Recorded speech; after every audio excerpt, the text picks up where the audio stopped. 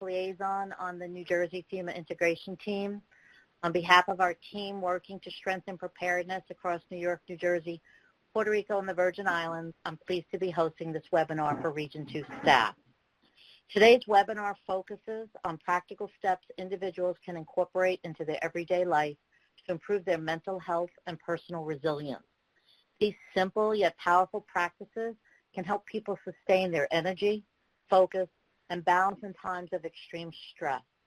We are excited to have Susan Snyde here to provide us with practical information. Susan Snyde is a lecturer at the Haas School of Business, UC Berkeley, and a trainer for the City of Berkeley Community Emergency Response Team, CERT, specializing in disaster mental health. She has volunteered with neighborhood CERT groups since 2009.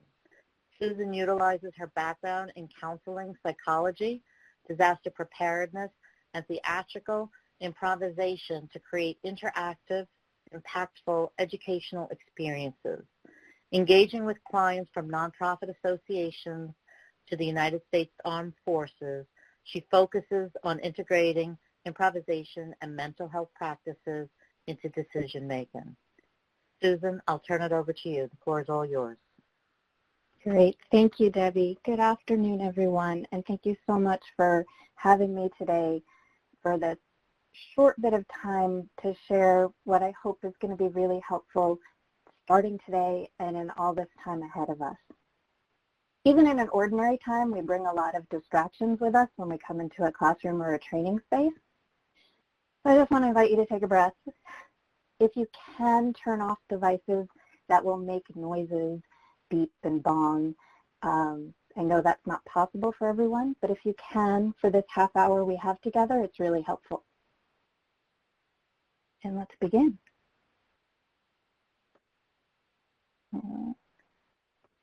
There we go. So even in regular time, we can get in this place where our choices seem to be stress and more stress. And I would say that pretty universally, this is what people around the world are experiencing right now.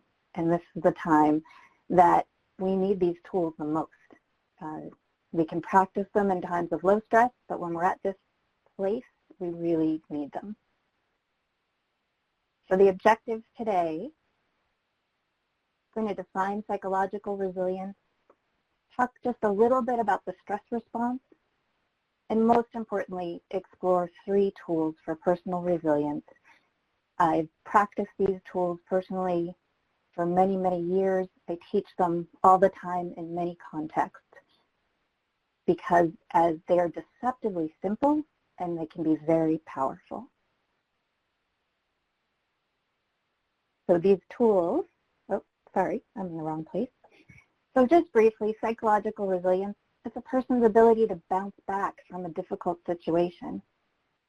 It doesn't mean that we don't feel the hardships. It means that we're able to work from that place. And it's about behaviors, thoughts, and actions. Today I'm focusing on behaviors. And these tools, I chose 3 from the many available because I think they're the most accessible, the most practical, and the ones you can do in any situation.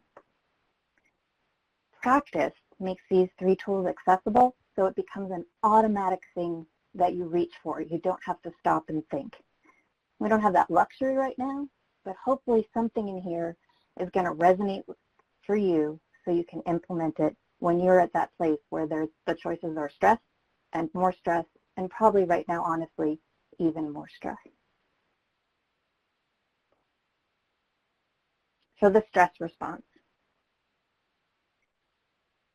Most of you are probably familiar with this idea that under stress, our amygdala, the guard dog of the brain, gets activated and tells us fight, flight, freeze. Sometimes you'll see faint in this kind of graphic. This is a healthy response to stress in that it's our brain going on alert, saying there's something going on. Your attention is needed here. But when we're under stress in an extended way, it gets in the way of our ability to respond, to use our tools, to use our experience, our expertise, and do what we need to do for ourselves, our loved ones, our communities, all those pieces. So I'm going to invite you to put in chat, let's get what we call a chat snowstorm happening. What do you do in ordinary times when your stress level goes up? What tools do you use? Eating, comfort food, sleep,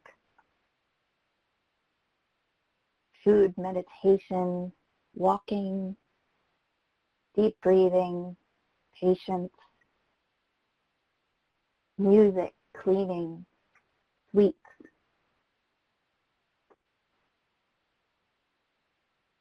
A couple more. Reading a good book, walking the dog.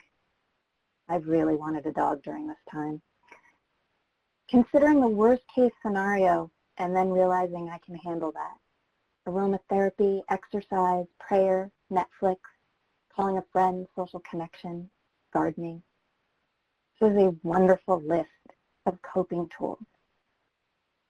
And a few people mentioned, and I would wonder if many other people have this experience of using breathing, because that is our first tool. And if you meditate or do martial arts, or if you're a musician or an athlete, you probably have a breathing practice already, an awareness of breath in your body and what it does for you and to you. The research shows that any slow abdominal breathing technique activates the relaxation response of the parasympathetic nervous system. What this means in the brain is that your newer brain, your thinking functions say to the amygdala, I've got this. I hear you. Now let me take over so I can engage and take care of things. Sometimes the parasympathetic nervous system is called the rest and digest system. So breathing, it shifts the energy that's happening. So if you haven't been able to turn off your device, this is a great time to do it.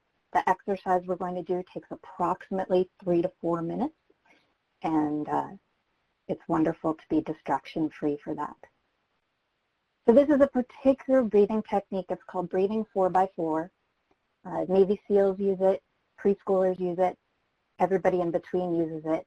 What I like about it is that it's really easy to teach and it's really easy to remember. You may have a preferred breathing technique from some other practice, but I invite you to do this with me today. Oh, the rest of my slide is, there we go. So here's how it works. We're going to breathe in for 4 counts, hold for 4 counts, breathe out for 4 counts, hold for 4 counts, and we're going to do this 4 times. This is also what the research shows. Most people, in the up to 2 minutes that takes, that's enough to activate the relaxation response. So, if you can make yourself comfortable in your space, hands free and relaxed, feet flat on the floor, eyes relaxed or closed. You put one hand on your lower diaphragm under the belly button so you can feel the breath going deep. And I'm going to count us through 4 of these 4x4 breaths. Okay. Getting comfortable. I do want to say, when we're in the room together, I can get a sense of pacing. I'm just going to do my best guess for what tends to be a good pacing. You may need to adjust for your body. Please do that. It's meant to be relaxing and not stressful. So here we go. In, 2, 3, 4, and hold, 2, 3, 4.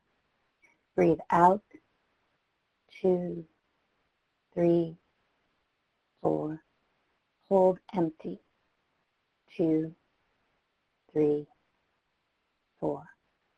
Breathe in more deeply, 2, 3, 4. hold that fullness. 2, 3, 4. Let it out even and slow. 2, 3, 4. Hold empty. 2, 3, 4. Breathing in. 2, 3, 4. Hold. 2, 3, 4. Out really steady. 2, 3, 4. Hold. 2, 3, 4. Last time, breathing in, big breath. 2, 3, 4. Hold. 2, 3, 4. Breathing out, getting all the air out. 2, 3, 4. And hold empty. 2, 3, 4. And let your breath return to its natural state. I want to give us a moment to sit with that. Hopefully, you're feeling some difference in your body, maybe in your mental space, in your focus. So that's our first tool, breathing. Again, any deep breathing technique works. Breathing 4x4 is just an easy one to remember, and it's a really great one to coach people with. There's not a lot for them to remember. I find the hardest thing about when I do it myself is that I lose track of my counting. And I see in the comments that even feeling relaxed and lighter, maybe even nap time. Many of you might be experiencing something I'm experiencing during this time, which is it's really hard to sleep. I'm using this a lot in the night whenever I wake up and need to find a way to get back to sleep. Let's go to the next tool. And this comes from the world of mindfulness, and it's a sensory grounding tool. Really activating the senses to bring yourself to the here and now, right? A lot of times our response, especially now with the physical distancing and shelter in place, the things that are distressing are distant from our immediate surroundings. So we can ground ourselves by being really where we are and using the senses. So just a reminder, see sight, hearing, touch, smell, and taste. And I'm going to coach you through a round of this. I want to give a disaster framing as well, is that when I use this in a disaster context and train people in mental health practices, we want to be aware of what might be traumatizing for someone. So if we're after a major earthquake, I might not want to focus someone on smell or hearing or looking beyond just us, right? Or hearing. I'm going to be really aware of the sensory things going on so I can make the focus very small. I might say, you know, what color are my eyes, right? What do you feel when you put your hand on the grass? I would make it much smaller in a disaster context. So let me take you through this. Again, just answer this in your head. If we were together, hold on, let's take it back. If we were together, I would have you raise your hand when you were done to get a sense of the room. It's not a competition, so answer what comes, right? So looking around you, what are 5 things you see that are blue? And just answer in your head.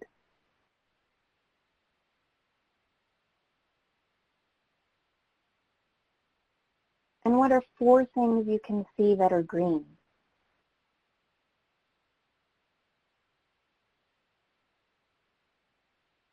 What are 3 things you can feel with your hands, not your face? What are 2 sounds that are close to you? And what is 1 thing you hear at a distance?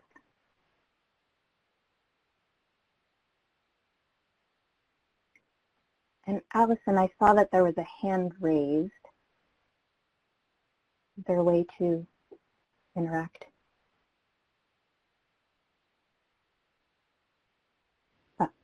I think just through the chat box. Just through the chat.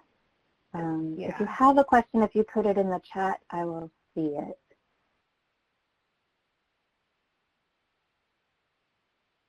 So again, this is about getting really present and in the moment. And it's something you can do totally within yourself.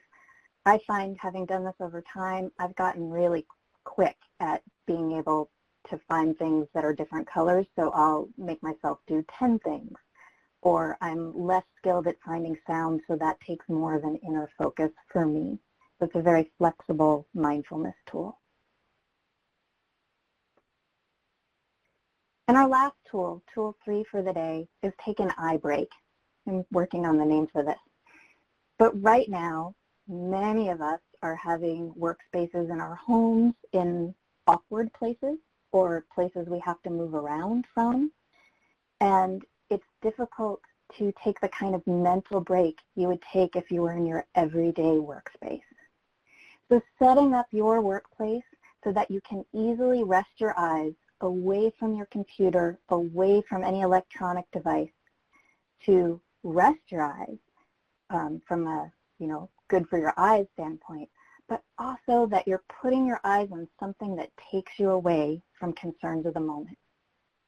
So it might be a photo of a place you love, people that are important. It might be able to incorporate your senses, like an object you can pick up. I have a stone from Orcas Island, Washington, that travels with me in my laptop as I work in different places in my home. Might be a work of art. Just a place you can rest your eyes and rest your being at the same time, that it mentally takes you away from what you were just doing. Again, this is really short. You can do it for 30 seconds. You can do it for a minute. You could give yourself a big 2-minute break. But incorporating this, taking breaks throughout the day, will reduce your eye strain, which many of us are experiencing right now because all our work is now focused this way, but also center your emotional self and give you more of a sense of resilience. The big thing here is making it a practice. You can incorporate what appeals to you from this training into a practice. It will be there and sustain you through this really difficult time. It will be there for the rest of time when things aren't so full of stress round the clock. And it's easy to share with other people in your life. These are things that are easy to coach with other people and spread the psychological resilience around our community, because that is another way we support each other. So I just want to open, we have time if there are any questions or comments.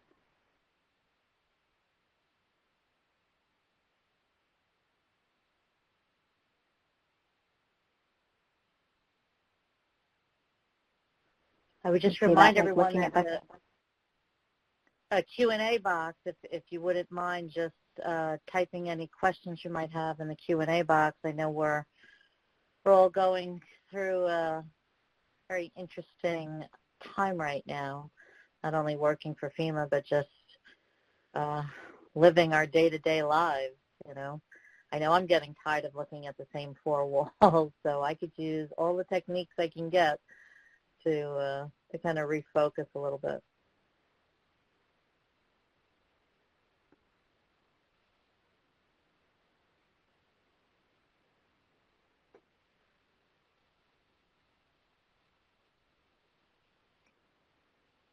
Well, I see another about incorporating a walk, right? Physical movement, being able to really get away into that space if you're in a place where you can feel some nature.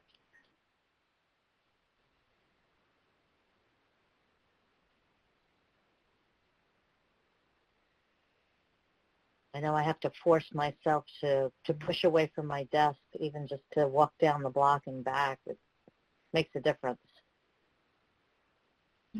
It's much harder when we're working on our own than when we have an office space. right? We don't have that light social glue of interaction that we're getting up to get water and say hello. And, I see a question, Debbie, about sending out resources. That's what I was just going to ask you, if you could recommend any resources that maybe we could share. Let me put together something and I can email you additional things. I have a lot of resources, and let me focus it in an email to you, and you could share that. Okay, great. All right, if nobody has any additional questions, then I'm just going to take a moment. Or, Susan, you're done with all of your slides now? This is the whole presentation. Thank you, and I hope it is helpful. You folks are really on the front lines of this, and I appreciate the chance to share things that maybe can give you a little bit of ease in your day. Yeah, no, we appreciate it. I do want to thank you very much for taking time out of your day to spend a half hour with us. And I do want to remind our staff that we have a webinar coming up tomorrow that's for all Region 2 stakeholders about financial preparedness, not only being prepared, but maybe resources that could be of use for those who are in somewhat of a financial crisis right now. And that's going to be tomorrow from 12 to 1. And then next week in the evening, we have a great speaker who is going to talk about effective interpersonal communication. The workshop was already originally created for CERT, but it is certainly pertinent to every one of us because many of us are, forward-facing, outward-facing with our communities. So I don't see any other questions. Thank you so much. This is being recorded. It is on the FEMA Region 2 website. If you go to divisions under preparedness and scroll down a little bit, you'll see all the webinars that we host are there, and you're welcome to listen to them at your leisure. And Susan, you're welcome to share this, and we plan on sharing it with our staff who were unable to join us today. Great, thank you. All right, everyone, have a great day. Bye-bye now. You're free to drop.